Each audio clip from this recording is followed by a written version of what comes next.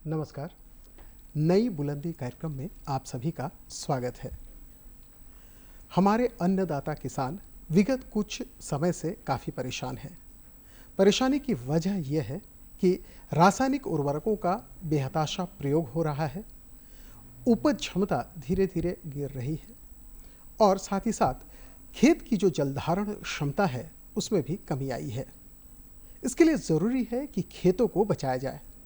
इसलिए सरकार की ओर से एक अभियान चलाया गया, उसका नाम है खेत बचाओ अभियान। खेत बचाओ अभियान क्या है, इसके क्या उद्देश्य हैं, आप यानी किसान भाई इससे किस तरह से लाभान्वित हो सकते हैं, आज इसी विषय पर हमारी बातचीत होगी। इस विषय पर बातचीत करने के लिए हमारे साथ स्टूडियो में मौजूद हैं डॉक्टर अजीत कुमार सिंह। डॉक्टर अजीत कुमार सिंह कृषि विज्ञान केंद्र दिव्यान में बतौर वरीय वैज्ञानिक सह प्रधान के रूप में कार्यरत हैं। डॉक्टर साहब, इस कार्यक्रम में आपका स्वागत है। नमस्कार। नमस्कार। तमाम जानकारियां हम आप तक पहुंचाएंगे, आप हमारे साथ जुड़े रहिए। डॉक्टर साहब, जब हम खेत बचाओ अभियान की बात करते हैं तो खेत बचाओ अभियान क्या है? सबसे पहला प्रश्न तो यह है कि खेत बचाओ अभियान क्या है, किसान इससे क्या समझे? ये काफ़ी अच्छा प्रश्न है। खेत बचाओ अभियान एक्चुअली माननीय कृषि मंत्री श्री शिवराज सिंह चौहान ने इसको लॉन्च किया है, शायद मध्य प्रदेश के रायसेन से। और ये कार्यक्रम 1 जून से लेकर 30 जून तक 30 दिन चलेगा। देश के सभी जितने ज़िले हैं कृषि विज्ञान केंद्र, इसमें जो सहभागी कृषि विज्ञान केंद्र है, जिला स्तर पे आत्मा या जिला कृषि कार्यालय है, भारतीय कृषि अनुसंधान परिषद है, ऐसे करके बहुत सारे स्टेक होल्डर इसमें मिलके ये अभियान चलाया जा रहा है। जो प्रश्न आपका कि क्या है, इसमें मुख्य है कि हमारी जो धरती माता का लें उनको कैसे बचाया जाए। विगत जब कई सालों से देखा जा रहा है कि रासायनिक खादों का असंतुलित मात्रा में जब व्यवहार किया जा रहा है तो मिट्टी की जो स्थिति खराब हो रही है। मिट्टी की स्थिति खराब होने का मतलब कि मिट्टी में 3 तरह की अवस्थाएँ होती हैं, जैसा आपके हम लोग जानते हैं, भौतिक अवस्था, रासायनिक अवस्था और जैविक अवस्था। तीनों अवस्थाएं धीरे धीरे खराब हो रही है। कहीं पे देखने में आ रहा है कि थोड़ा उत्पादन में ठहराव ऐसा महसूस हो रहा है। तो इन सब चीज़ों को लेके एक महाअभियान, एक जन आंदोलन तैयार करने की बात की जा रही है। और सभी जिलों के करीब सभी, हर एक जिलों के हर एक प्रखंडों तक, हर प्रखंड में कुछ गाँव को चिन्हित करके यह कार्यक्रम किया जा रहा है। इसमें 2 पार्ट में इसमें किया जा रहा है। एक है कि 100 ऐसे जिलों को चिन्हित किया गया है जहाँ पे खासकर उर्वरक में डीएपी की बात की जाए तो डीएपी खाद ज़्यादा इस्तेमाल हो रहा है, जितनी ज़रूरत है उससे ज़्यादा मात्रा में डीएपी का इस्तेमाल हो रहा है। तो उन 100 जिलों में, देश के 100 जिलों में काफ़ी गहरे तरीके से, कभी काफ़ी कोऑर्डिनेटेड वे में ये कार्यक्रम को किया जा रहा है। ऐसे देखा जाए तो देश के सभी जिलों में ये कार्यक्रम किया जा रहा है। अपने झारखंड में भी 24 जिले हैं, 24 जिलों में कार्यक्रम ये हो रहे हैं। और रांची जिला में भी जो 18 प्रखंड है, 18 प्रखंड में ये कार्यक्रम 1 जून से ये चल रहे हैं। डॉक्टर साहब, जब हम खेत बचाओ अभियान की बात करते हैं तो खेत बचाओ अभियान का जो दायरा है उसमें सिर्फ खेत समझ में आता है। जी। इसमें खेती बाड़ी से जुड़ी और भी कई चीज़ें होंगी। कौन कौन सी ऐसी चीज़ें हैं जिसे इस अभियान के तहत जोड़ा गया है? हाँ, खेत बचाओ अभियान एक बृहत रूप है। जैसा कि इसका एक नारा है कि स्वस्थ मिट्टी, स्वस्थ फसल और समृद्ध किसान। उस कॉन्टेस्ट में हमको देखना पड़ेगा। जैसे आप दायरा इसका पूछ रहे हैं तो मतलब जो मृदा है, जो मिट्टी है ना, उसको आप हम लोगों की भाषा में सोचते हैं तो एक सजीव चीज़ है। उसमें मिट्टी है, जैविक पदार्थ है, जल है, पानी है, खनिज है, जीवाणु है, सब चीज़ों से मिलके बना हुआ है। तो इसमें जब मिट्टी की जो स्वास्थ्य जो है, जब मैं पहले चर्चा किया, स्वास्थ्य का मतलब हो गया कि 3 तरह के स्वास्थ्य होते हैं उसके। भौतिक स्वास्थ्य है, रासायनिक स्वास्थ्य है और जैविक स्वास्थ्य है। तो तीनों स्वास्थ्य के बारे में हमको चर्चा, जनरली हम ऐसा सोचते हैं कि मिट्टी है और उसमें हम कोई फसल उपजाना है तो हम खाद डाल देंगे, या रासायनिक खादों पर निर्भरता या असंतुलित मात्रा जो इस्तेमाल कर रहे हैं उसका दुष्प्रभाव हमारे जैविक स्वास्थ्य और भौतिक स्वास्थ्य पे बहुत तेजी से पड़ रहा है। मिट्टी को हमको समझना होगा कि मिट्टी में जो जीवाणु है वो जब तक नहीं रहेंगे, हम मिट्टी में, कृषि पराशर 400 BC पूर्व में कहा गया है एक जगह कि मिट्टी, किसान का भाग्य मिट्टी में उपस्थित जीवाणुओं की संख्या पे निर्भर करता है। सोचिए 420 मतलब कोई 2400 साल पहले ये बातें कही गई हैं। तो कहने का मतलब कि मिट्टी में जब जैविक पदार्थ की मात्रा बढ़ेगी तो जीवाणु बढ़ेंगे, जीवाणु बढ़ेंगे तो पोषक तत्व की उपलब्धता बढ़ेगी, और पोषक तत्व की उपलब्धता होगी तो हमारा उत्पादकता होगा। तो जो दायरा इसका है, इसका दायरा आप जैविक खेती हो सकता है, प्राकृतिक खेती हो सकता है, दलहन के जो फसल चक्र अपनाए दलहन का उसमें लिया जाए, इसमें हम बायो पलवार मल्चिंग करते हैं, मल्चिंग किया जाए, जितनी ज़रूरत है उतनी मात्रा में मिट्टी सॉइल हेल्थ कार्ड के द्वारा मिट्टी जांच के आधार पे हम उर्वरकों का इस्तेमाल करें, जीवाणु खादों का। इस सॉइल हेल्थ कार्ड की बात जब आपने की तो इसमें हम रोकना चाहेंगे आपसे, हम ये जानना चाहेंगे कि तकरीबन 2000 के ये में जो अभी तक का जो समय है, एक लंबा समय 11 वर्षों का समय हो चुका है, 2015 से लेकर 2026 का लगभग 11 वर्षों का समय हम पूरा कर चुके हैं सॉइल हेल्थ कार्ड के मामले को लेकर। क्या आप सोचते हैं कि संतुलित जो उर्वरक का प्रयोग है या जिन फसलों को हमें खेत से लेना चाहिए, क्या किसान इस दिशा में जागरूक हो पाए हैं? क्योंकि ये भी खेत बचाओ अभियान का एक हिस्सा हो सकता है। ये आपका काफ़ी प्रासंगिक प्रश्न है। 2015 में माननीय प्रधानमंत्री जी के द्वारा राजस्थान से इसको लॉन्च किया गया था सॉइल हेल्थ कार्ड, और उद्देश्य यही था कि प्रत्येक किसान का प्रत्येक खेत का एक सॉइल हेल्थ कार्ड होना चाहिए, उसको मालूम होना चाहिए कि उसकी मिट्टी की क्या स्थिति है। तो इसके लिए ये कार्यक्रम शुरू किया गया था। इसकी सफलता, जहाँ तक काफ़ी सफलता आई है, जो हम लोग को अभी खेत बचाओ अभियान में कुछ डेटा मिला था उससे भी ये प्रतीत होता है।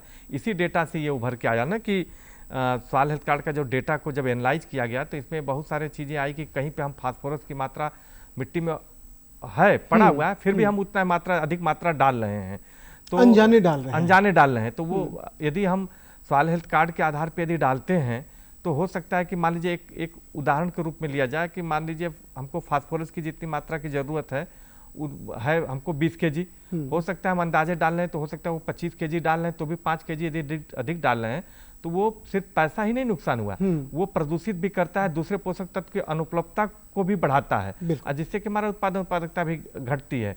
तो किसान भाई को सॉइल हेल्थ कार्ड के आधार पे, तो अनुशंसा के आधार पे करना चाहिए, और ये कार्यक्रम अच्छा है, धीरे धीरे चल रहा है, लोगों में जागरूकता आई है। बहुत ऐसे किसान आते हैं जो अभी बात करते हैं, अपना मिट्टी जांच कराते हैं, उस अनुशंसा के आधार पे ही खेती कर रहे हैं। इससे ओवरऑल पिक्चर में अभी देखा जाए तो हमारा देखने में ऐसा आया है कि जब संतुलित मात्रा में हम सॉइल हेल्थ कार्ड के आधार पर जब अनुशंसा किसान भाई कर रहे हैं तो उनकी लागत भी कम हो रही है। ऐसा नहीं कि सिर्फ उत्पादन है, लागत भी कम हो रही है। प्रदूषण भी, जो प्रदूषण का मतलब मिट्टी का प्रदूषण हो, जल प्रदूषण हो, वायु प्रदूषण, तीनों प्रदूषण की बात मैं कर रहा हूँ, वो भी कम हो रहा है, और उनकी उत्पादकता भी बढ़ रही है, मिट्टी का स्वाद धीरे धीरे बढ़ रहा है। तो इसमें जागरूकता आई है, लोग किसान भाई इसे काफ़ी अपना रहे हैं, खासकर जो युवा किसान हैं वो आजकल मैं देखता हूं, जब हम लोग केवीके में हैं तो कृषि विज्ञान केंद्र में खासकर युवा किसान है वो अधिकतर वो आके इन चीज़ों पे चर्चाएं करते हैं, सॉइल हेल्थ कार्ड पे अनुशंसा लेके फिर उसी के अनुसार खेती की कर रहे हैं। डॉक्टर साहब, जब हरित क्रांति का दौर आया, हम डीएपी का यूज़ करने लगे, हम यूरिया वगैरह जो भी रासायनिक उर्वरकों का प्रयोग कर रहे हैं, झारखंड जैसे राज्यों में काफ़ी समय के बाद आया है, ये जो प्रचलन है ये काफ़ी समय के बाद आया है, फिर भी अभी ज़ोर शोर से यहाँ पर भी रासायनिक उर्वरकों का प्रयोग हो रहा है। किसान भाई रासायनिक उर्वरकों का प्रयोग कर रहे हैं। खेत बचाओ अभियान के तहत हम किसान भाइयों को जैविक या प्राकृतिक खेती की ओर ले जा रहे हैं। क्या आपको लगता है कि जो किसान लंबे समय से रासायनिक उर्वरकों पर आधारित हैं वो जैविक या प्राकृतिक खेती की ओर बढ़ेंगे? आज के समय में देखिए, एक तरह से आज की ज़रूरत भी हो गई है। अपने झारखंड के कॉन्टेक्स्ट में देखें तो आप अपने प्रश्न में ही ये चीज़ बोल रहे थे कि पुराने समय में इन सब चीज़ों का व्यवहार, रासायनिक खादों का व्यवहार वो कम करते थे या नहीं करते थे। धीरे धीरे प्रचलन धीरे धीरे बढ़ा है, तो बढ़ा है तो असंतुलित मात्रा में करने से मिट्टी खराब भी हुई है। लेकिन हमारा झारखंड का भौगोलिक स्थिति आप देखिए, यहाँ पे झारखंड मतलब झाड़ ओड़ है, पत्ते होते हैं, इस तरह की भौगोलिक स्थिति है यहाँ पे कि यहाँ पे तो अपार संभावनाएं हैं। और किसान जो बदलने की बात है कि जो रासायनिक खाद में आ गए हैं वो खेती कर रहे हैं, वो जैविक खेती या प्राकृतिक खेती अपना सकते हैं कि नहीं सकते? जरूर अपना सकते हैं। उसको एकाएक हमको नहीं छोड़ना है। हमको करना क्या है कि यदि कोई किसान भाई रासायनिक खेती के साथ हमारा कर रहे हैं ये खेती, तो उनको ये करना होगा कि मतलब प्रथम ईयर पहले तो एक मिट्टी जांच, मेरा जो अपना मानना है कि मिट्टी जांच करा लेनी चाहिए, जिससे कि वो मालूम हो जाए कि उनकी मिट्टी में कितनी मात्रा में जैविक पदार्थ की मात्रा है। वो जैविक पदार्थ की मात्रा कहने का मतलब एक इंडिकेटर है सॉइल हेल्थ का, मिट्टी के स्वास्थ्य का। यदि मीडियम तक है तो उनको प्राकृतिक खेती जैविक खेती की तरफ शिफ्ट करना चाहिए। किसान भाइयों से अनुरोध है कि वो एकाएक नहीं शिफ्ट करना चाहिए। जैसे हमने आज सोचा तो हम अपनी मात्रा को 25% जो रासायनिक खाद पर निर्भरता हमारी है धीरे उसका ह्रास हो, घटता उसको कम करें और फिर जैविक और जीवाणु खादों को उसमें हम लगाएं और अगले साल फिर थोड़ा सा हम मात्रा को, रासायनिक खादों की मात्रा को 50% तक कम करें, जैविक जीवाणु खाद को करें, हरित खाद को उसमें डालें, बायो मल्चिंग करें। तीसरे साल चौथे साल धीरे धीरे करेंगे तो हमको लगता है कि 5वें 6ठे साल एक प्लान वे में यदि जाते हैं तो आराम से हो सकता है। और मैं कोई ऐसा थ्योरेटिकल नॉलेज नहीं दे रहा हूँ, आपको जान के हर्ष होगा कि मेरा भी कृषि विज्ञान केंद्र है। उस पूरा फार्म 100% वो प्राकृतिक खेती का एक मॉडल है और आप पूरे हमको लगता है कि इस प्रदेश में पहला होगा कृषि विज्ञान केंद्र जहाँ पे कि जैविक पदार्थ की मात्रा 2% से अधिक है। 2% कहने का मतलब ये है कि 0.5% से कम यदि है तो वो कहा जाता है कि कम है। 0.5 से 0.75 मध्यम में, 0.75 से अधिक जैविक पदार्थ की मात्रा कही जाती है। तो आप यूँ सोच सकते हैं कि 0.75 कहाँ 2% है। 2% हो जाने से हम पिछले 10 साल से न हम कोई रासायनिक खाद का इस्तेमाल करते हैं, वो पैसा बच रहा है, न हम कोई हर्बिसाइड यूज कर रहे हैं, न कोई वीडिसाइड खरपतवार यूज कर रहे हैं, न कीड़ा और बीमारी को रोकने के लिए कोई रासायनिक दवा का इस्तेमाल कर रहे हैं। और ये भी देखा गया है कि जहाँ पे जैविक पदार्थ की मात्रा 1% यदि जैविक पदार्थ की मात्रा बढ़ जाती है तो 2-2.5 लाख लीटर पानी हमारा बच जाता है। तो यदि हमारा 7 एकड़ एक उदाहरण 5 एकड़ है तो 5 एकड़ में 10-12 लाख लीटर पानी हम ऐसे ही बचा लें। बड़ी मात्रा है अभी जबकि पानी की बहुत कमी है ऐसी स्थिति में। तो ये काफी संभावनाएं है। झारखंड में छोटे छोटे खेत है, छोटे छोटे किसान है जो भौगोलिक स्थिति, यहाँ पे पेड़ पौधे, आप ये भी देखिए कि हर एक घर में गाय होंगी, कुछ बकरियां होंगी, कुछ इस तरह का इंटीग्रेटेड फार्मिंग का एक सिस्टम है, एनिमल कंपोनेंट है। तो बहुत संभावना है। झारखंड तो एक मॉडल हो सकता है, जैसे सिक्किम है वैसे झारखंड भी एक मॉडल हो सकता है देश के लिए।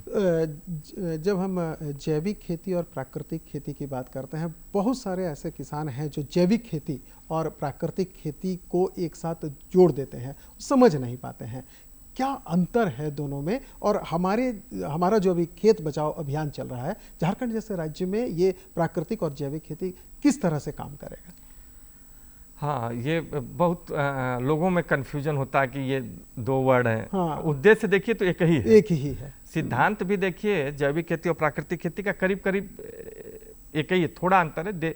प्राकृतिक खेती में क्या है कि वो डिफाइन कर दिया गया है कि ये देसी गाय आधारित खेती प्रणाली है। जैविक खेती में ये डिफाइन नहीं किया गया है कि ये देसी गाय आधारित खेती है।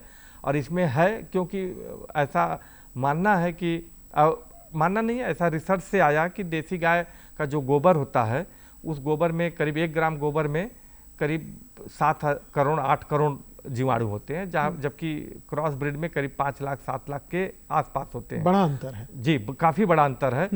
तो इसमें ये डिफाइन किया कि देसी गाय से जो भी उत्पाद, जीवामृत, बीजामृत, घन जीवामृत, जितने भी उत्पाद होते हैं, जो भी बायो पेस्टिसाइड में यूज कर लें या एज ए बायो इनॉकुलेंट के रूप में यूज कर लें, तो वो सब चीज़ें देसी गाय के जो उत्पाद हैं उससे ही हमको बनाना है। और जैविक खेती में ये चीज़ नहीं डिफाइन, लेकिन सिद्धांततः देखा जाए तो दोनों केमिकल फ्री खेती हैं। हाँ, प्राकृतिक खेती में एक चीज़ किया गया कि जो फार्म का जो संसाधन है उन संसाधनों का ही इस्तेमाल हमको करना है। हमको बाहर से कोई संसाधन नहीं डालना है, कोई भी बाहर का संसाधन नहीं डालना है। तो वो एक चीज़ इसमें है। बिल्कुल। जब हम खेत बचाओ अभियान से जुड़ रहे हैं तो कई बार ऐसा होता है डॉक्टर साहब कि हम फसल चक्र की बात करते हैं, कई बार हम तिलहनी दलहनी फसलों को लगाने की बात करते हैं, मिट्टी के संरक्षण की बात करते हैं। खेत मतलब हम किसान सोचते हैं, लेकिन खेत से हम भी कहीं ना कहीं अप्रोक्ष रूप से जुड़े हुए हैं। तो आम जनता जो है वो कितना प्रभावित, हम आप जो खेत में काम नहीं करते हैं, लेकिन अन्न तो हमारा खेत से आ रहा है। जी, हम आप इस खेत बचाओ अभियान में हमारी क्या भूमिका है, हमको क्या इससे ये हो रहा है, लाभ हो रहा है? देखिए खेत बचाओ अभियान मतलब मैं बोला ना कि वो खेत बचाओ अभियान मतलब धरती माता, अन्न कितना मतलब कुछ भी हो जाए अन्न तो हमको वहीं से होगा, हम अन्न पे ही फोकस करते हैं। ऐसा नहीं है आप जब खेती के जब मिट्टी के स्वास्थ्य के बारे में या खेत बचाओ अभियान का मतलब मिट्टी का स्वास्थ्य के बारे में बात हो रही है, तो मिट्टी का स्वास्थ्य जब अच्छा होगा तो हमारा जल जो पानी पी रहे हैं जल भी अच्छा होगा, वातावरण भी हमारा अच्छा होगा और फसल भी अच्छा होगा। तो इसमें जितने भी स्टेक होल्डर हैं जो आप बात कर रहे थे कि इसमें सिर्फ किसान ही नहीं, जो वैज्ञानिक हैं उनकी भी अपनी भूमिका है, जो मीडिया के लोग हैं उनकी अपनी भूमिका है, लोगों तक मीडिया के लोगों तक दूर दूर तक जा सकती है। वैज्ञानिक अपने शोध के द्वारा चीज़ों को और उसके बारे में जागरूकता पहुंचा के चीज़ों को पहुंचा सकता है।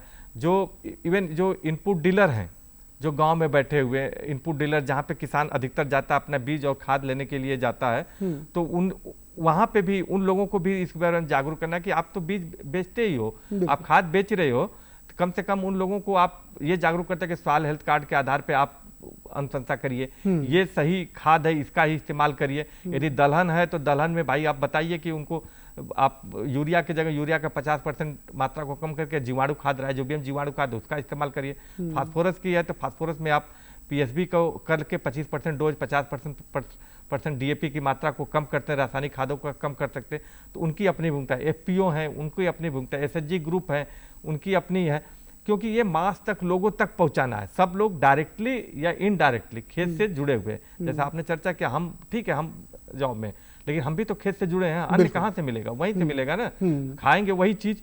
तो यदि हमको अब डिसाइड करना कि हमको प्रदूषित अन्न लेना है या अच्छे तरीके से लेना है, तो जब अच्छे तरीके से लेना है तो फिर वही है कि मिट्टी का स्वास्थ्य अच्छा होगा तभी फसल स्वास्थ्य अच्छा होगा, और फसल स्वास्थ्य होगा तो समृद्ध किसान भी होगा, और हम भी समृद्ध यदि देखा जाए तो हम भी हमारा भी हेल्थ अच्छा होगा, लोगों का भी हेल्थ अच्छा होगा। डॉक्टर साहब, बतौर कृषि वैज्ञानिक आप अनुशंसा किस तरह से करते हैं कि जो फसल चक्र हम अपना रहे हैं, दलहनी फसलों के लगाने की बात भी होती है क्योंकि इससे नाइट्रोजन का जो ये होगा वो कम होगा, किसानों को क्या सलाह देंगे आप? हाँ, किसान भाइयों से को तो मेरा एक सलाह है कि कोई भी फसल चक्र, जब फसल चक्र की बात होती है, जैसे धान्य फसलें हैं, धान हो गया, गेहूं हो गया, मक्का हो गया, तो उसके बाद कोई एक तिलहन फसल या दलहन फसल जरूर लेनी चाहिए। दलहन फसल अवश्य ही लेनी चाहिए कि जैसा आपने चर्चा की कि दलहन फसल के जो जड़ में राइजोबियम देखे होंगे, एक छोटा गांठ होता है, नोडुल होता है, उसमें राइजोबियम जीवाणु होते हैं, तो जीवाणुओं के द्वारा नाइट्रोजन का फिक्सेशन हो जाता है, जो वातावरण में हमारा नाइट्रोजन है उस नाइट्रोजन को फिक्स करके प्लांट को अवेलेबल कराता है। और सबसे बड़ी क्या चीज़ कि अगली फसल जब हमारी होती है तो अगली फसल भी हमको में 25% डोज को हम कम कर सकते हैं। तो दलहन की और दलहन भारत सरकार भी दलहन की तरफ आत्मनिर्भर की कदम बढ़ा दिया है, करीब करीब हम पहुंच गए हैं, थोड़े बचे हैं तो वो भी अचीव कर लेंगे, क्योंकि जिस हिसाब से हमारा पर्यावरण है, जिस हिसाब से हमारी खेती है, वो दलहन के द्वारा भी हम आत्मनिर्भर हो सकते हैं। और जब फसल चक्र अपनाएंगे तो कीड़ा बीमारी भी कम लगेगी, खाद भी कम लगेगी, हमारी फसल भी अच्छी। और दलहन में आप भी जानते हैं कि दलहन में उर्वरक की मात्रा भी देखिए कम लगता है, बीमारियां भी कम लगती हैं, तो हमारा उसमें इनपुट कॉस्ट कम लगता है और लाभ हमारा ज़्यादा होता है। तो किसान भाई को दलहन को जरूर अपने एक फसल जरूर कम साल भर में फसल चक्र में एक बार दलहन को जरूर लेना चाहिए। बिल्कुल। बहुत सारे ऐसे किसान हैं जो जैविक खेती करना चाहते हैं या प्राकृतिक खेती करना चाहते हैं, लेकिन उनको तरीका नहीं पता होता है, जैसे वो किसका उपयोग करें, गोबर खाद किस तरह से उसका उपयोग करें, कंपोस्ट किस तरह से तैयार करें, या फिर वर्मी कंपोस्ट बना रहे हैं तो किस तरह से उसे तैयार करें। कई तरह के जैसे जय गोपाल या इस तरह के जो केचुआ जो हैं वो ये बढ़ाते हैं।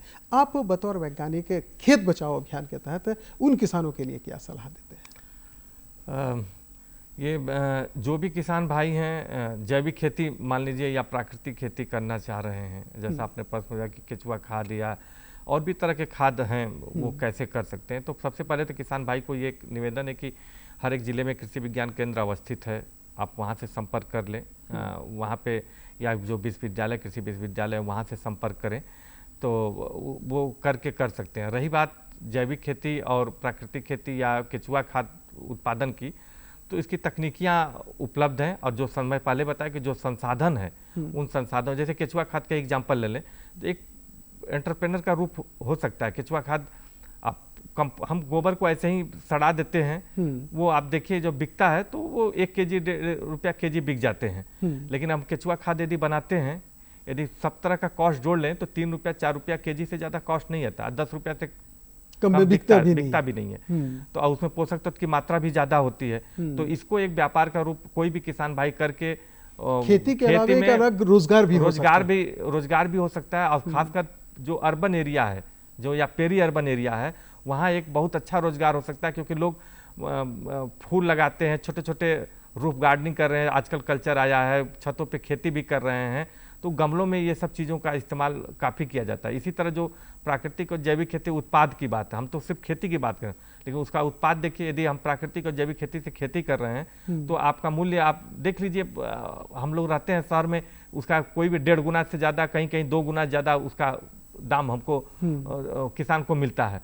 तो ये भी एक तरह का वैल्यू एडिशन है। कोई भी चीज़ के कर रहे हैं उसमें उसका दाम बढ़ जाता है तो वो द्वितीय कृषि में ही आता है, वैल्यू एडिशन में जाता है। तो यदि हम प्राकृतिक और जैविक खेती कर रहे हैं, उसके जो उत्पाद है, एक तो लागत कम हो जाएगी कुछ साल बाद, या शुरू से यदि सिस्टम करें तो लागत 15% 20% तक कम किया जा सकता है, आराम से किया जा सकता है। हम लोगों ने 13 गांव एक डेवलप किया भी है अनगढ़ा में। वो क्लस्टर में करीब 460 किसान 700 एकड़ में खेती कर रहे हैं। तो एक स्टडी किए थे, 20-22% तक लागत कम हो जाती है। और जब हम मार्केट में बेच रहे हैं तो 25% 30% ज़्यादा मुनाफा हमको मिल भी जा रहा है किसान को। तो ऐसे जोड़ लें तो करीब 50% ज़्यादा उनकी आय हो जाएगी। और खेती में 2 चीज़ें होंगी, एक तो गुणवत्तापूर्ण जो फसल हमको मिलेगी। आप अनकड़ा सहित दिव्यांग कृषि विज्ञान केंद्र तो किसानों के साथ लगातार जुड़ा हुआ है। हम चाहते हैं कि कुछ अनुभव जो दूर दराज के इलाकों में है आपका, जो जैविक खेती से आप जुड़े हैं, क्योंकि जैविक खेती आप बड़े पैमाने पर कर रहे हैं, आप उनको सलाह दे रहे हैं। क्या अनुभव रहा है आपका, क्या देख रहे हैं आप कि क्या ये जो हम खेत बचाओ अभियान के तहत जैविक खेती या प्राकृतिक खेती या भूमि संरक्षण या जल संरक्षण की बात करते हैं, ये सारी चीज़ें आगामी कुछ वर्षों में झारखंड जैसे राज्यों के लिए काफ़ी लाभदायक साबित हो सकता है? क्या अनुभव रहा है आपका जो आप ग्राउंड लेवल पर जाकर देखते हैं? नहीं, हम लोगों का यदि प्राकृतिक खेती जैविक खेती के संदर्भ में आप प्रश्न पूछ रहे हैं तो इसका तो हमारा अनुभव तो बहुत अच्छा रहा है।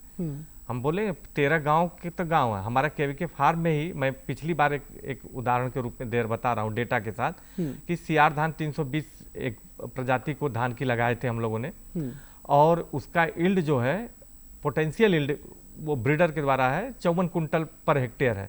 हम लोगों ने 64 कुंटल पर हेक्टेयर प्राप्त किया था, मतलब पोटेंशियल इल्ड को भी क्रॉस किया गया। जबकि 30 से 35 कुंटल पर हेक्टेयर स्टेट का इल्ड है धान का।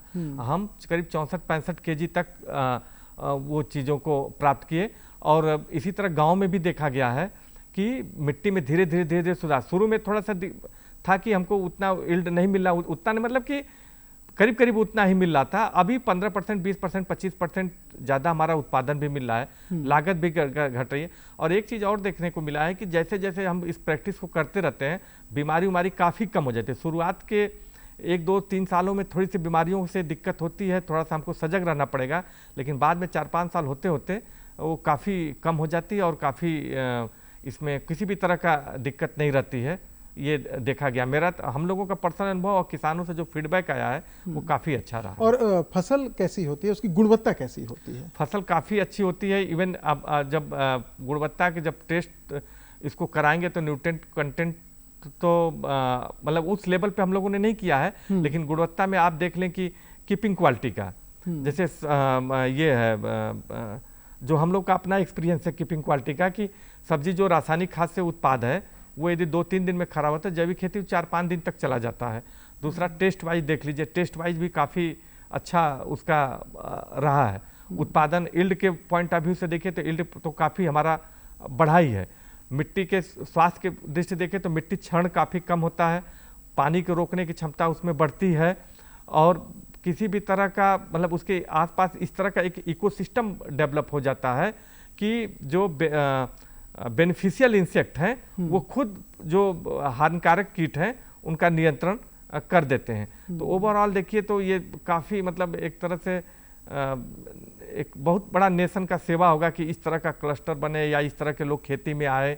वो सिर्फ किसान की समृद्धि नहीं है, लोगों का स्वास्थ्य भी डायरेक्टली इनडायरेक्टली इसको काफ़ी प्रभावित करता है, काफ़ी अच्छा रहता है। बिल्कुल। जो हम जल संरक्षण की बात करते हैं या मृदा में नमी को बरकरार रखने की बात करते हैं, तो मृदा में नमी को बरकरार रखने में खेत बचाओ अभियान के तहत हम इस बात को जोड़ रहे हैं कि मृदा में नमी को बचाए रखने के लिए हम किस तरह से जो हम जैविक खाद या इसका उपयोग करते हैं, बीजामृत वगैरह का प्रयोग करते हैं, जीवामृत वगैरह का उपयोग करते हैं, कीटनाशकों का दशपर्णी, आग्नेयास्त्र, ब्रह्मास्त्र, इनका उपयोग करते हैं, कितना लाभदायक साबित हो सकता है। जैसे रासायनिक उर्वरकों का, रासायनिक कीटनाशकों का प्रयोग करते हैं किसान भाई, जल्दी चाहते हैं कि कीट खत्म हो जाए, ये लंबे समय के लिए, ये कितने समय में ये फिजिबल हो सकता है, काम कर सकता है डॉक्टर साहब? हाँ, ये अच्छा है कि देखिए जैविक खेती या प्राकृतिक खेती जब भी बात करेंगे तो उसका पूरा एक सिस्टम, उस पूरे सिस्टम को अडॉप्ट करना होगा। हम बीज को पहले तो हमको ट्रीटमेंट करना होगा, बीजामृत मान लीजिए प्राकृतिक बीजामृत से ट्रीटमेंट करें, फिर 1 महीने बाद जब जीवामृत है, जीवामृत का इंटरवल पे छिड़के, कीट का इसमें इंतजार नहीं करते, बीमारियों का इंतजार नहीं करते हैं, हमारा रेगुलर इंटरवल पे चाहे हमारा दशपर्णी हो या ग्नास हो, ब्रह्मास्त्र हो या छाछ है, इन सब बटर मिल्क जिसको बोलते हैं, वो सबका हमको 15-15 दिन के इंटरवल पे हमको एप्लीकेशन करते रहना होगा, नियमित रूप से इसका प्रयोग होना है। वो करना होगा। ये नहीं कि कीट लग रहा है उसके बाद करना नहीं, है। वो तो फिर तो दिक्कत हो जाएगी। इसमें नियमित रूप से हम इसका करते रहें तो किसी भी तरह का कीट और व्याधि का प्रकोप काफी कम होगा या नहीं के बराबर होगा, और बीज भी स्वस्थ होगा। हाँ, बीज भी स्वस्थ होगा। और जल संरक्षण, प्राकृतिक खेती या जैविक खेती करेंगे तो उसको मल्चिंग करेंगे हम, तो मृदा का क्षरण को भी रोकेंगे, जल क्षमता भी बढ़ती है, मेड़ की बंदी करने, फिर हम यदि ढैंचा लगा देते हैं, ग्रीन मैन्यूरिंग करते हैं, यदि ऑर्गेनिक मैटर कम है तो हरित खाद, इसमें खेत बचाओ अभियान में एक चीज़ पे और फोकस किया गया कि हरित खाद का सदुपयोग खूब किया जाए। जैसे हमारे प्रदेश में ढैंचा है, सनई है, मूंग है, उड़द है, इन सब का लगा कि ये 45 दिन 50 दिन की 40 से 45 दिन की फसल होगी, उसको बाद मिला देते हैं और एक हफ्ता 10 दिन में सड़न के बाद हम धान लगा दें, तो देखा गया कि सिर्फ आप ढैंचा ही करते रह गए तो 4-5 साल में आप देखिए जैविक पदार्थ की मात्रा करीब करीब ऑप्टिमम 0.75% से अधिक हो जाएगी, ऐसा देखा गया। तो इनका अब इस्तेमाल करें। इस खेत बचाओ अभियान में यह भी एक टारगेट, मतलब एक विजन रखा गया कि कम से कम 25% भूमि प्राकृतिक के लोगों को जागरूक करेंगे, अगले कुछ सालों में 25% भूमि हमारी प्राकृतिक खेती में कन्वर्ट हो जाए। तो मृदा, इसमें एक और भी इस खेत बचाओ अभियान का केसीसी किसान क्रेडिट कार्ड किसान के लिए भारत सरकार की, राज्य सरकार के सहयोग से चल रही है, तो उसको कैसे हम लोगों तक पहुंचाएं, क्योंकि कहीं ना कहीं किसानों को भी पैसे की जरूरत होती है खेती के समय, यदि वो लेते हैं तो अपनी खेती अच्छे करेंगे तो देश का ही भला होगा ना। तो किसान क्रेडिट कार्ड के बारे में लोगों को जागरूक करना, सॉइल हेल्थ कार्ड ज़्यादा इस्तेमाल करना, हरित खाद, जैविक खाद प्राकृतिक खेती में कैसे करें, तेल का तकनीकी भी जानकारियां भी नई तकनीकों के बारे में बताना है। एक और आह्वान किया गया कि कैसे हम कम से कम 10% तक तेल जो हम लोग अपने रोजमर्रा के जीवन में तेल जो खपत करते हैं, जनरली हम लोग ज्यादा थोड़ा सा तेल खाते हैं ना, तो उसको 10% तक कैसे कम किया जाए, क्योंकि स्वास्थ्य, आफ्टर ऑल स्वास्थ्य पे पड़ता है, बुरा प्रभाव पड़ रहा है, तो हमारा स्वास्थ्य भी अच्छा होगा। तेल के माननीय प्रधानमंत्री जी कई बार मन की बात और कई जगहों पे ये चर्चा की है कि तेल को कैसे हम थोड़ा डेली कंजम्पशन में कैसे हम कम करें, इनके बारे में बताया जाए। दलहन और तिलहन की फसल को कैसे और ज्यादा हम आगे ले जाएं, जिससे कि हम उसमें आत्मनिर्भर। डॉक्टर साहब, समय की सीमा है, अब हमें इजाज़त लेना पड़ेगा। आप अपने व्यस्त समय से इतनी सारी जानकारी दिए। उम्मीद है कि खेत बचाओ अभियान हमारे जीवन को बचाएगा, हमारे खेतों को बचाएगा, हमारी धरती माता को बचाएगा। फिलहाल दीजिए इजाज़त, फिर होगी आपसे मुलाकात, तब तक के लिए नमस्कार।